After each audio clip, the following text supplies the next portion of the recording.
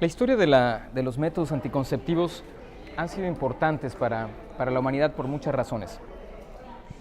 La primera de estas es que, si bien durante siglos a la humanidad lo que más le ha interesado ha sido tener hijos significaba tener trabajadores en el caso de una granja, tener trabajadores para el campo, en el caso de artesanos, trabajadores que serían los artesanos, y en el caso de la nobleza, quienes no necesitan trabajar urgentemente, tener muchos hijos garantiza la permanencia del linaje, de la herencia familiar, del conocimiento, de la riqueza, de los bienes, de los privilegios. Entonces, ¿por qué anticonceptivos? La anticoncepción es muy temprana, se registra desde hace 4000 años en papiros muy antiguos de Egipto, del Egipto de hace siglos, del Egipto milenario.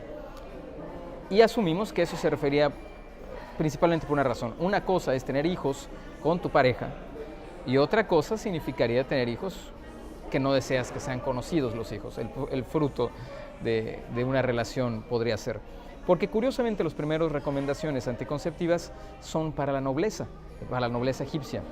Entonces sería muy fácil poder imaginar hace 4000 años a una princesa egipcia, por supuesto navegando seguramente en una de estas balsas por el Nilo, pensando en que el faraón, que lleva 2-3 meses que no está mientras combate a los enemigos del reino, justamente en las fronteras mismas, o quizás mucho más lejos aún, y entonces mientras navega en su balsa, quizás se fijara en probablemente uno de estos remeros, que quizás sea un esclavo del país de Punt, de este país que actualmente sería varios países de África negra, y probablemente tuviera esta apariencia física de atleta etíope que justamente pertenecía a esta zona del país de Punt, y quizás llegando una vez al muelle de Palacio, este esclavo la ayudara y finalmente terminaran conociéndose más, teniendo una relación. Y por supuesto la princesa lo último que desea es tener un hijo de piel mucho más oscura que la del faraón. Por lo tanto, sería urgente conseguir métodos anticonceptivos.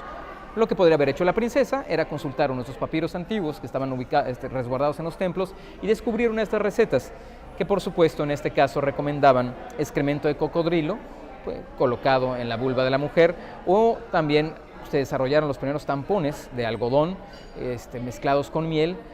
Otra recomendación en estos textos antiguos aparece irritar la vulva con miel y bicarbonato, todo esto para evitar la anticoncepción. Y esta misma preocupación desde la temprana inicio de la humanidad, lo compartirían muchos otros pueblos. Igual, cerca de 3000 y tantos años, casi 4000 años, también aparece un texto chino antiguo en donde recomendaban a las mujeres tomar mercurio caliente para evitar la anticoncepción. Si lograran sobrevivir, seguramente no tendrían hijos.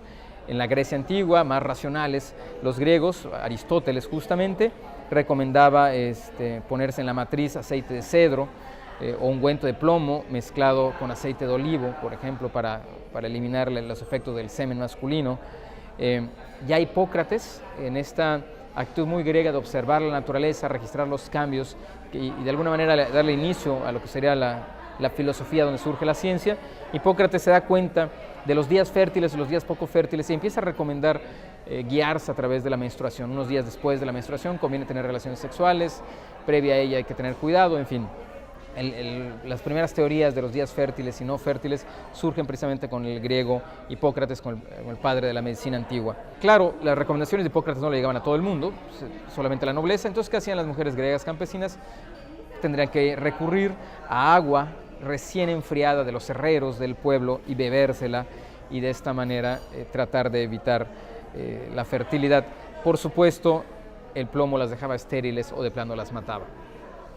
En Roma, los romanos más prácticos, muchísimo más libres con respecto a la sexualidad, abocados a ella, una parte fundamental de su cultura, llegaron a descubrir y sobre todo a difundir masivamente el uso de los primeros condones, que por supuesto son vejigas de distintos animales, de cabras, de cerdos. En el caso de los cerdos, ellos recomendaban justo antes de tener relaciones sexuales, la vejiga remojarlas en leche para suavizarlas y poderlas usar y disfrutar como debía ser.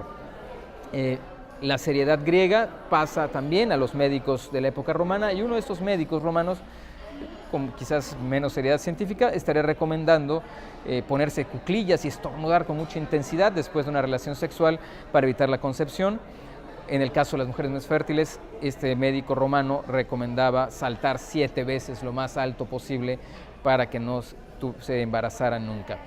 En la misma época, más o menos, quizás unos siglos un poco antes, el Talmud, este libro de recomendaciones, y leyes, tradiciones, historias judías, fuertemente recomendaba que las mujeres usaran esponjas de mar tan abundantes en el Mediterráneo, colocadas en la vulva para evitar la concepción, y lo estuvieron recordando durante siglos, lo cual que presumiblemente fueron de mucha utilidad y una vez, si no produjeron infecciones, fueron muy útiles.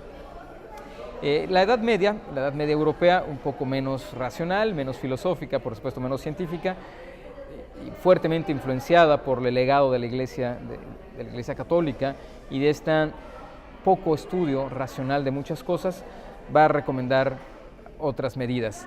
Por ejemplo, amarrar testículos de comadreja en la pierna de una mujer para evitar el embarazo. No hay ningún registro que haya funcionado.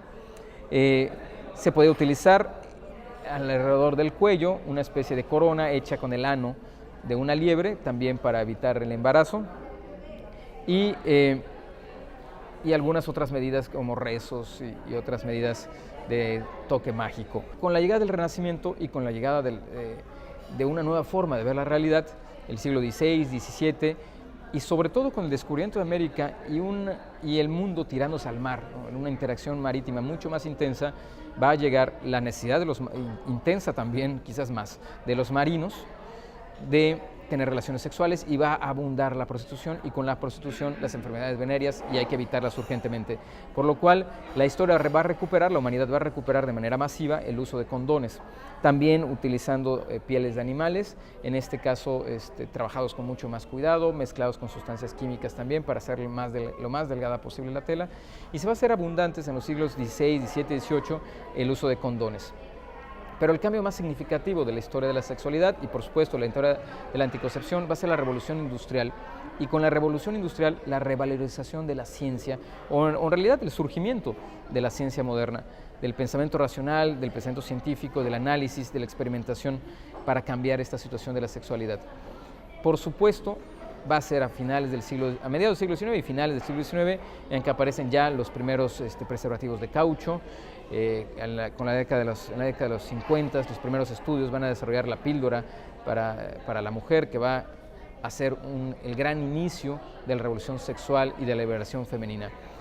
Quizás el mundo todavía no percibe a qué grado el conocimiento científico ha cambiado las relaciones humanas, y una de las áreas más impactadas por todo esto ha sido precisamente el mundo de la sexualidad humana. Muchas gracias, soy Samuel Cervera León, historiador, y encantado de traerles lo mejor del pasado al presente para descubrirnos más a nosotros mismos.